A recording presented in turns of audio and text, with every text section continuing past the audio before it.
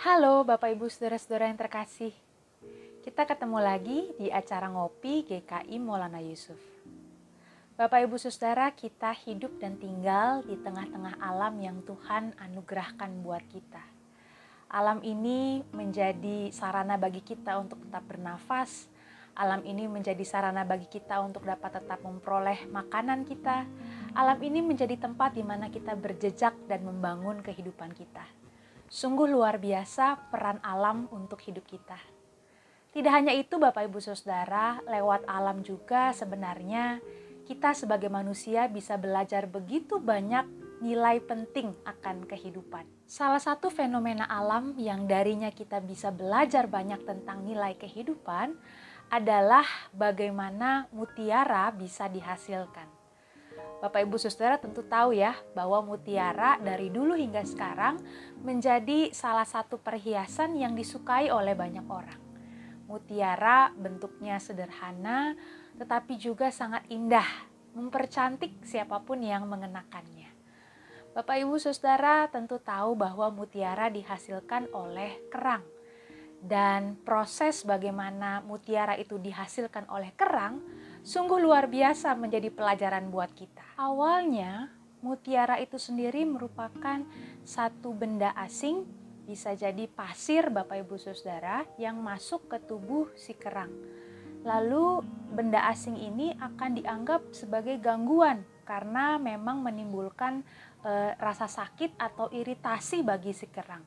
Secara alamiah sebagai bentuk pertahanan diri, si kerang ini akan mengeluarkan zat yang akan membungkus benda asing ini dengan satu cairan begitu ya. Lapisan dari cairan pembungkus benda asing tadi, inilah yang lama-kelamaan membentuk mutiara Bapak Ibu Saudara. Mutiara adalah hasil dari tubuh kerang yang terluka. Bapak Ibu Saudara, bukankah ini satu pelajaran yang sangat berharga untuk kehidupan kita sebagai manusia? Dalam hidup ini ada banyak hal yang bisa datang sebagai gangguan dan melukai kehidupan kita. Ada banyak orang yang terluka karena perkataan orang lain. Ada yang terluka karena dianggap remeh atau dipandang sebelah mata. Ada yang terluka karena pengkhianatan misalnya yang dilakukan oleh orang yang ia kasihi. Kita hidup di tengah-tengah kerapuhan Bapak Ibu Saudara.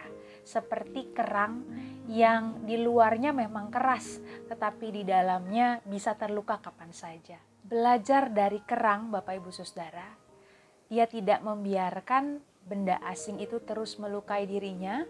Dia membuat satu mekanisme pertahanan diri yang luar biasa, yang justru menghasilkan sesuatu yang indah pada akhirnya.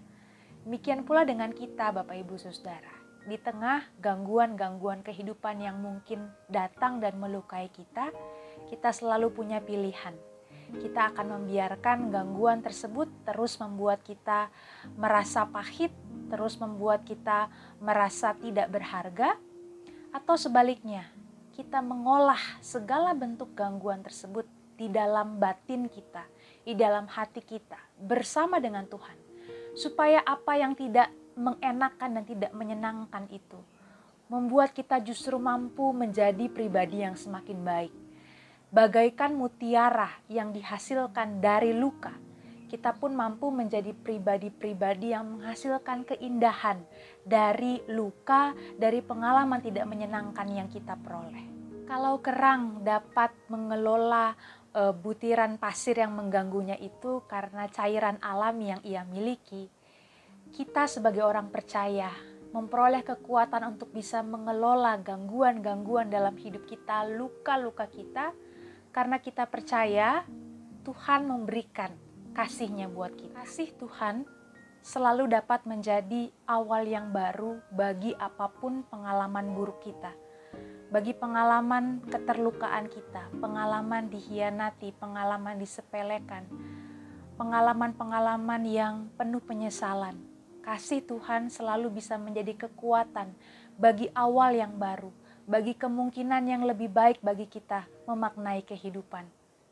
Filipi 4 ayat 13 berkata, "Segala perkara dapat kutanggung di dalam Dia yang memberi kekuatan kepadaku." Dengan kekuatan dan kasih Tuhan sendiri atas hidup kita, mari kita terus berproses untuk mengelola berbagai hal yang tidak menyenangkan dalam hidup kita.